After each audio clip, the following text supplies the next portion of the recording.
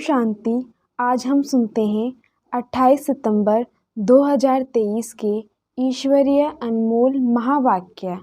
आज मीठे प्यारे बाबा ने कहा, मीठे बच्चे, बाप से लव और रिगार्ड रखो तो बाप की आशीर्वाद मिलती रहेगी, माया की जंग उतरती जाएगी। प्रश्न पूछा, इस चैतन्य बगीचे में कई फूल खिलते हैं, कली के कली रह जाते हैं, क्यों? उत्तर बताया, क्योंकि पुरुषार्थ में सुस्ती है।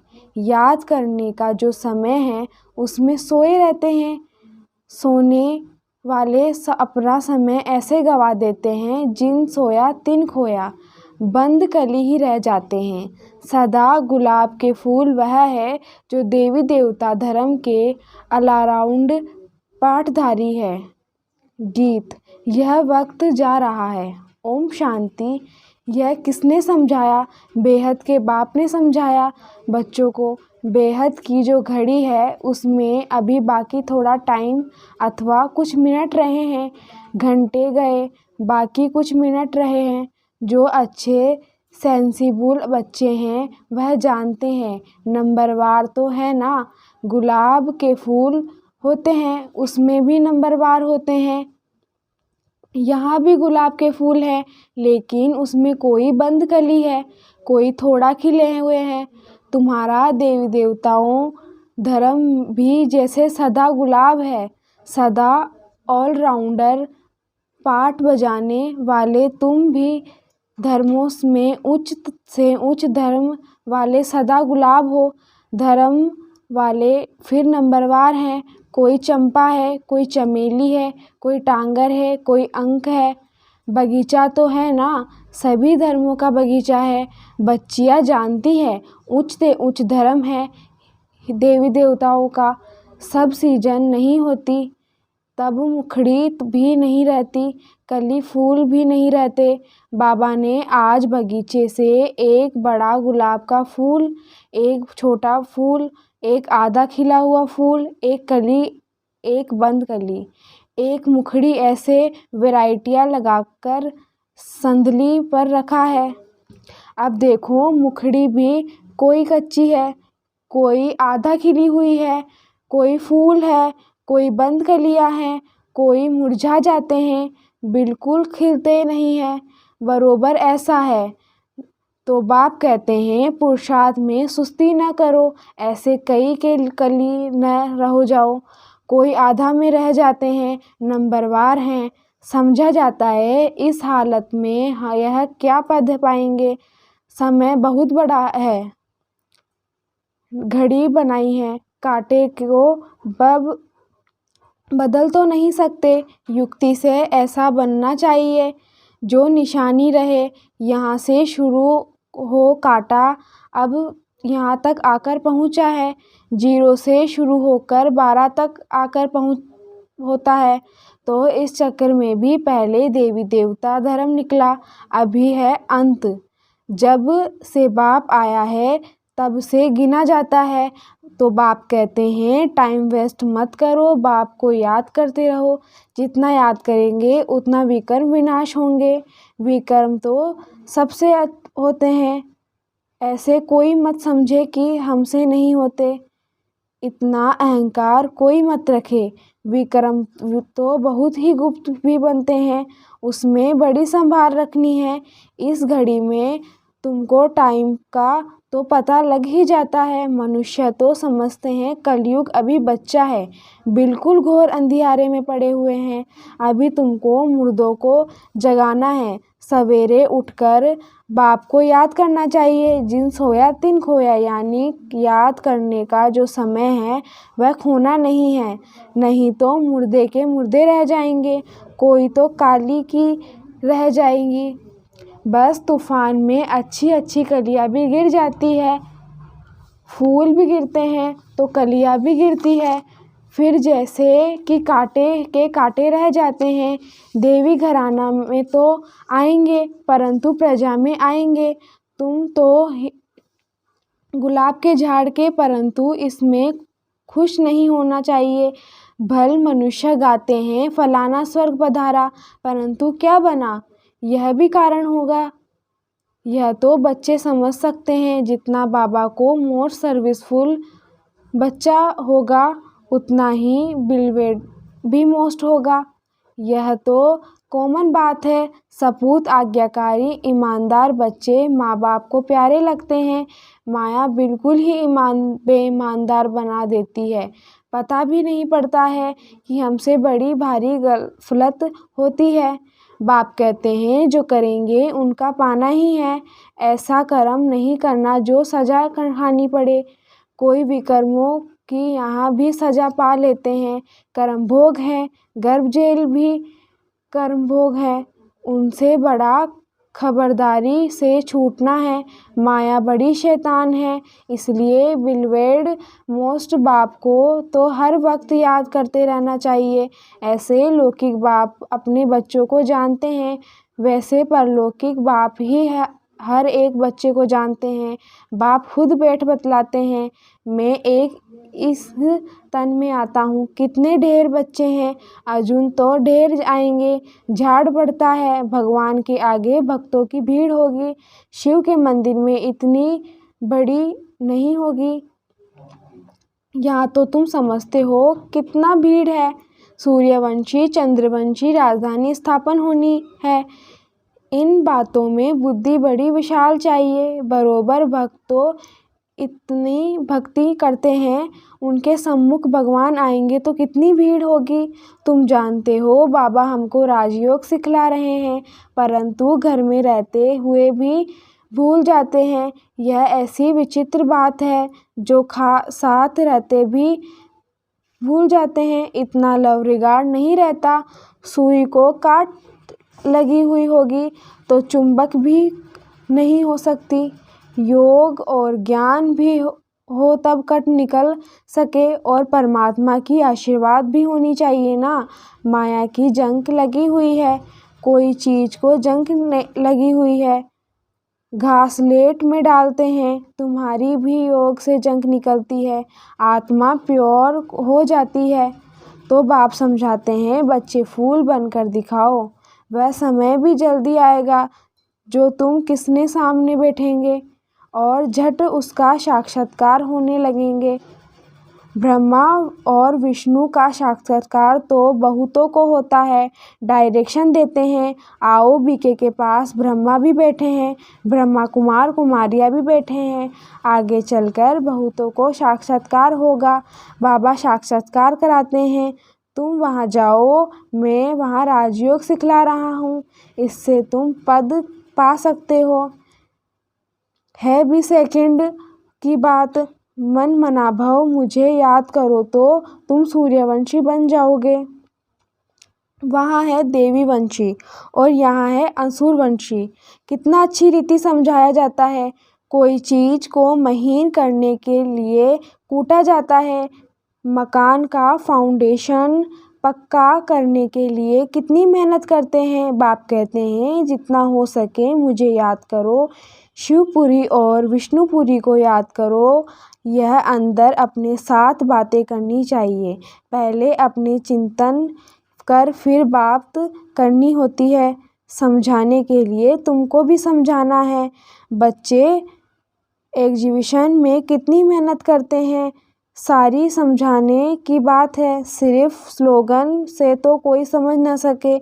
बाप बैठ समझाते हैं, देवी देवताओं का राज्य कैसे मिला, किसने आज सिखलाया।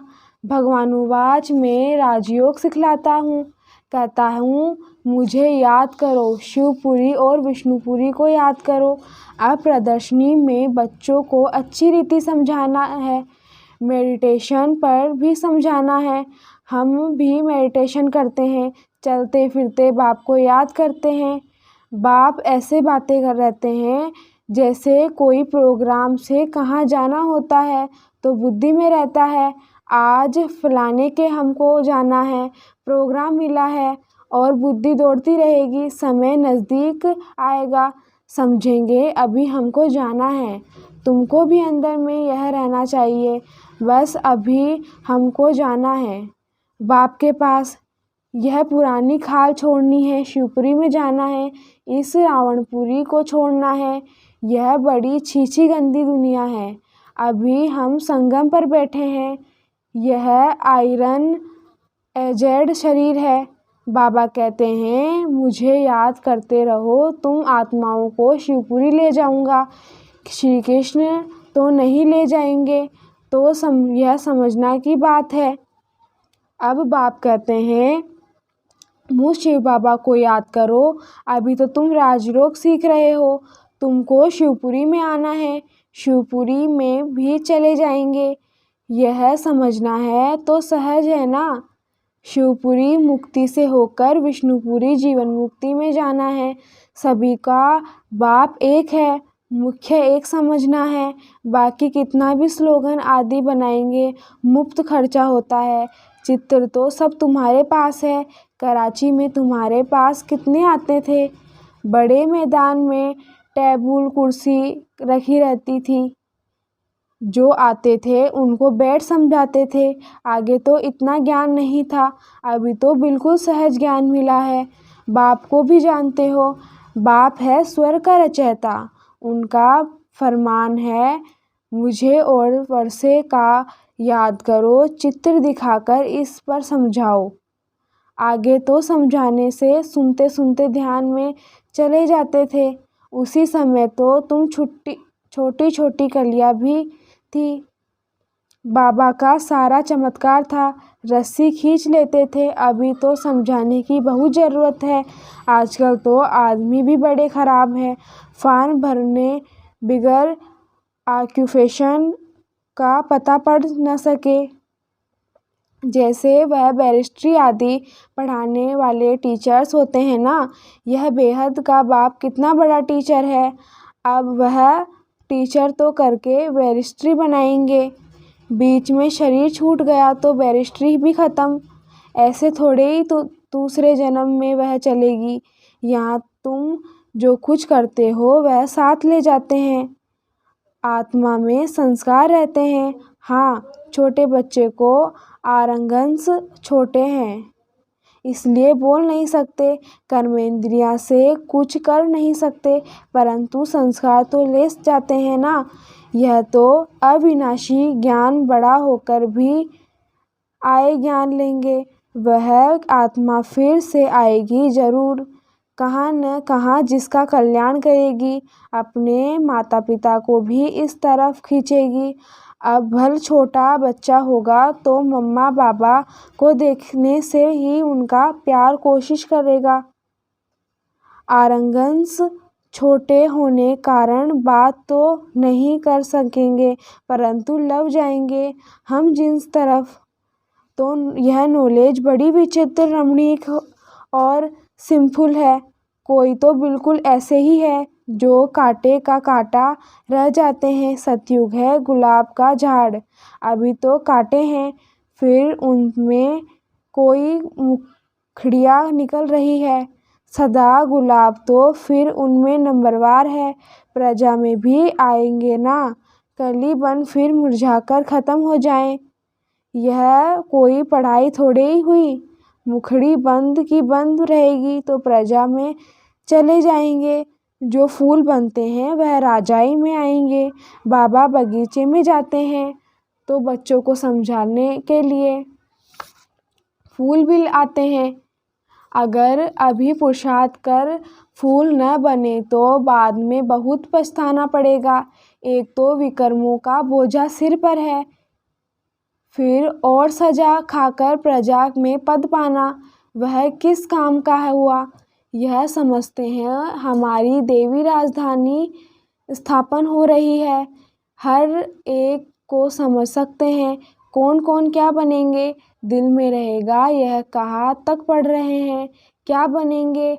अच्छा पढ़ने वाला होगा तो अंदर प्यार करते रहेंगे, समझेंगे यह राजाई में आएंगे। आगे चलकर तुमको बहुत साक्षात्कार होंगे। न पढ़ेंगे वाले भी बहुत पछताएंगे। समय बहुत थोड़ा है, फिर इतना गैलेफ भी कैसे करेंगे। बाबा कहते हैं बच्चे बनकर और फिर अगर विकर्म रहेंगे तो 100 गुना दंड भोगना पड़ेगा।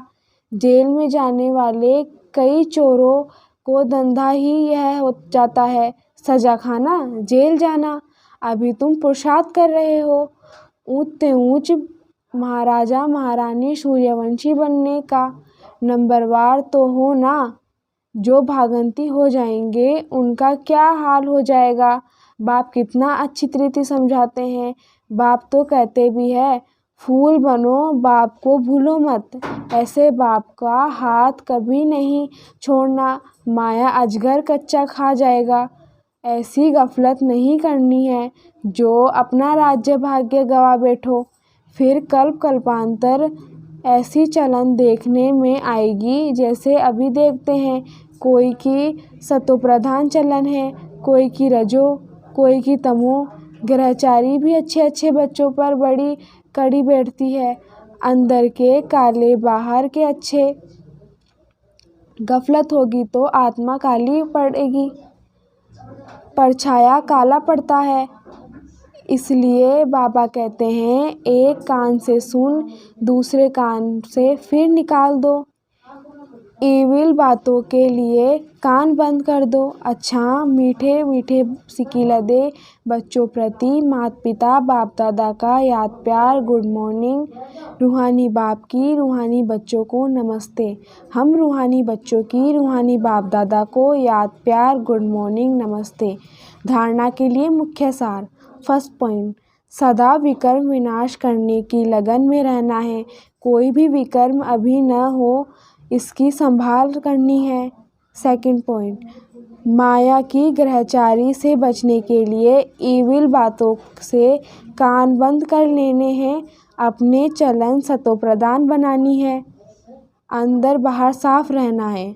वरदान है, बैलेंस और ब्लिसफुल जीवन का साक्षात्कार कराने वाले स्वर्ग की ब्लेसिंग के पात्र भव।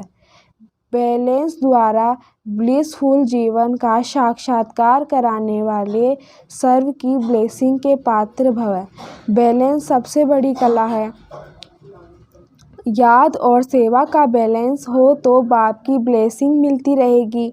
हर बात का बैलेंस से सहज ही नंबर 1 है। बैलेंस ही अनेक आत्माओं के आगे ब्लिसफुल जीवन का साक्षात्कार कराएगा। बैलेंस को सदा स्मृति में रखते हुए सब प्राप्तियों का अनुभव करते रहो तो स्वयं भी आगे बढ़ते रहेंगे और अन्य आत्माओं को भी आगे बढ़ाएंगे। स्लोगन है, महावीर वह है जो हर मुश्किल को सहज कर पहाड़ का राई व रुई बना दे। महावीर वह है जो हर मुश्किल को सहज कर पहाड़ को राई व रुई बना दे। ओम शांति। आज का स्वरमान है, स्वर्ग की ब्लेसिंग के पात्र आत्मा हूँ। स्वर्ग की ब्लेसिंग की पात्र आत्मा हूँ। ओम शांति। शुक्रिया बाबा, शुक्रिया।